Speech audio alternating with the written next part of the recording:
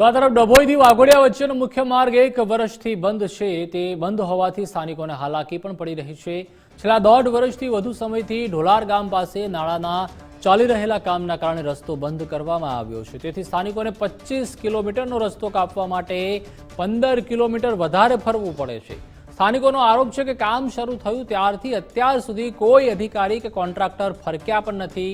6 માસના કામ માટે આટલો લાંબો સમય લેવા બાબતે નાયબ કલેક્ટર અને આરએનબી વિભાગને જાણ કરવા છતાં સ્થિતિ ઠેરની ઠેર છે।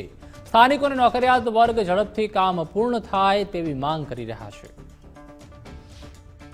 ડભોઈથી વાઘોડિયા તરફ જે રોડ જઈ રહ્યો છે અને ત્યાં બ્રિજનું કામ ચાલુ છે, એ બ્રિજના કામ પર ગોકળ ગતિએ કામ ચાલે છે અને દરેક સ્ટુડન્ટ હોય કે પછી નોકરિયાત વર્ગ હોય કે ખેડૂત વર્ગ હોય એ બધાને અવર જવર માટે એવી અસુવિધા ઊભી થયેલી છે કે જેથી કરીને દરેક વ્યક્તિ આ રસ્તા પર હેરાન થઈ ગયો છે। આ બ્રિજનું કામ 1 વર્ષની મુદત હતી। 2024માં ફેબ્રુઆરીમાં એનું સ્ટાર્ટિંગ થયું હતું। ત્યાર પછી 11 મહિનાનું મુદત હતી। એ કામ પત્યું તો ના, પણ બીજા 6 મહિના એક્સટેન્ડ કરાયા અને જે કામ 6 મહિનામાં થઈ જવું જોઈતું તે 12 મહિનામાંય ના થયું અને બીજા 6 મહિના એક્સટેન્ડ કરાયા અને કામમાં ક્વોલિટીમાં ગુણવત્તામાં અમને ખામી દેખાય છે। તો સરકારશ્રી અને જે આરએસ ટીમ જે છે એ ધ્યાન દોરે અને એની ગુણવત્તા જબર ચકાસ કરે। ડભોઈ ઢોલાર એ ડભોઈ તાલુકાનો એક અગત્યનો રોડ છે જે ડભોઈ તાલુકાને વાઘોડિયા તાલુકા સાથે જોડે છે।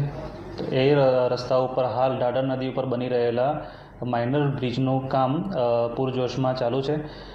જે બ્રિજમાં વરસાદમાં 4 મહિના પૂરના કારણે કામગીરી થઈ શકેલ ન હોય, જેના કારણે હાલમાં આપણે કલેક્ટર સાહેબ પાસેથી જાહેરનામું મંજૂર કરેલ છે। જે જાહેરનામા અન્વયે 31/5/25 સુધીમાં સદર બ્રિજની કામગીરી પૂર્ણ કરવાનું આયોજન છે।